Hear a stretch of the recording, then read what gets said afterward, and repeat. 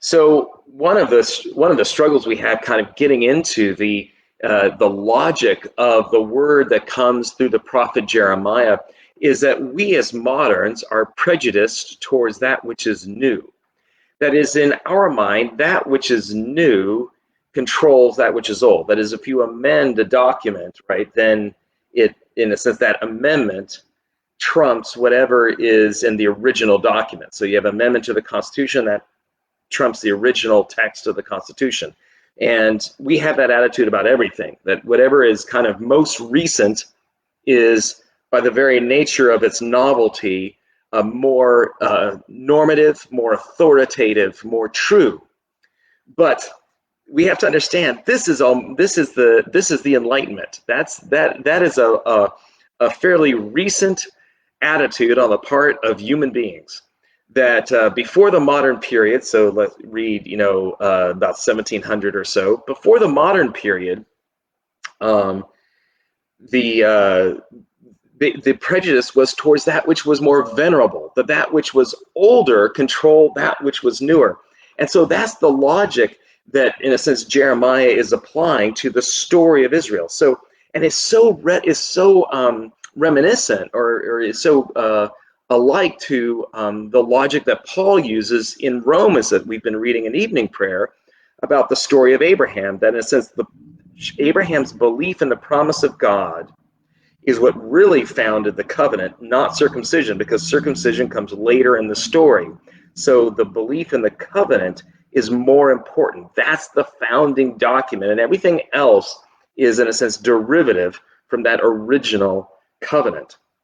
And so Jeremiah says in the story of Israel that the most important thing was God's giving of the commandments, specifically the commandment to obey the Lord their God. He is one, right? There's only one God. They're not to worship any other gods.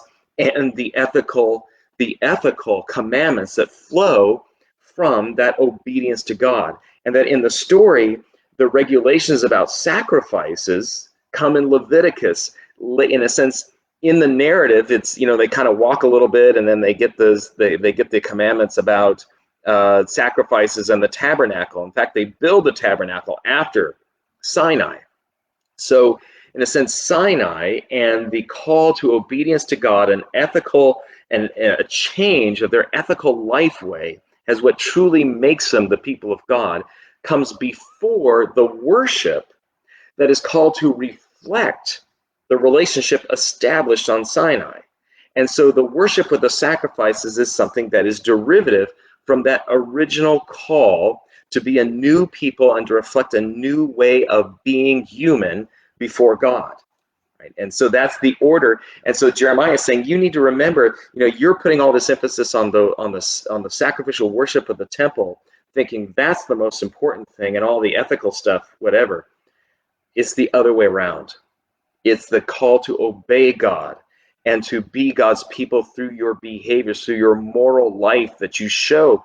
The moral life that's called to be a beacon to the pagan peoples around them, to show them that human sacrifice, for example, which is what Jeremiah is talking about here, that human sacrifice is not the way of being authentically human, that God never commanded that. That is never something that has been in Israel's story. And so Israel's story is called to control Israel's moral life.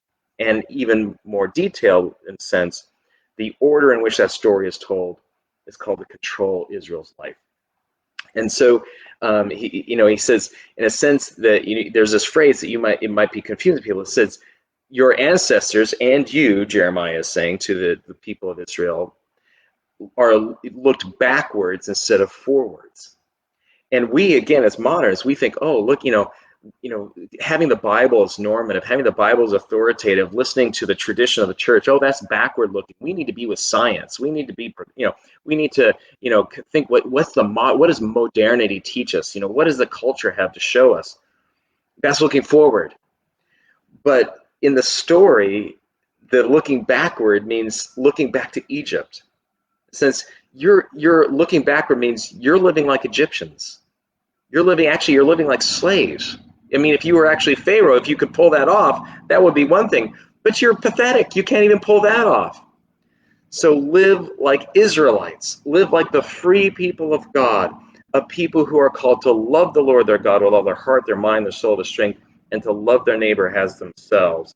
That is the key obedience that God calls us to, over and above everything else. And our worship life is called to reflect that and is based upon that. Otherwise, it's just another falsehood. So, a bracing word from Jeremiah this morning.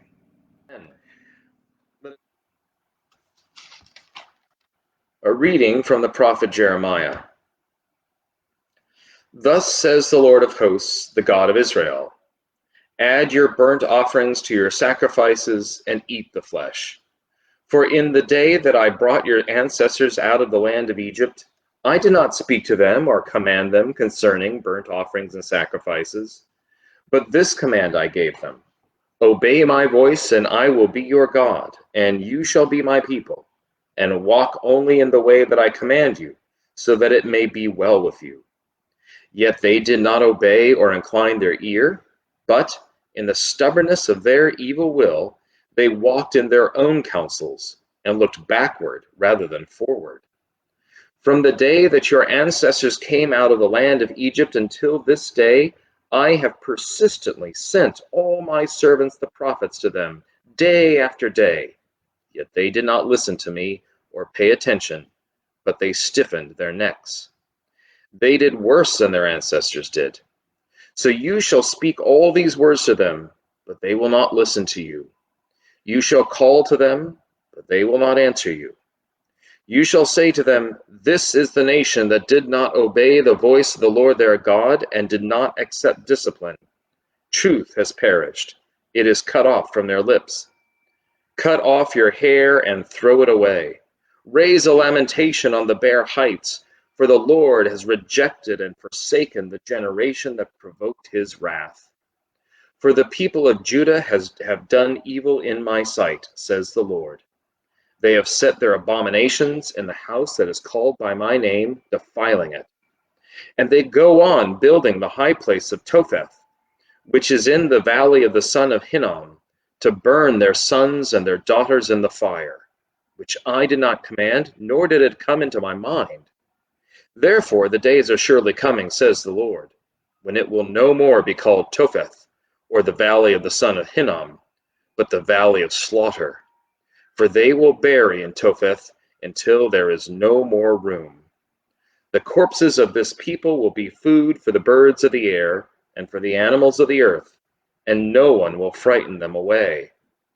And I will bring to an end the sound of mirth and gladness, the voice of the bride and bridegroom in the cities of Judah and in the streets of Jerusalem, for the land shall become a waste. The word of the Lord. Thanks be to God.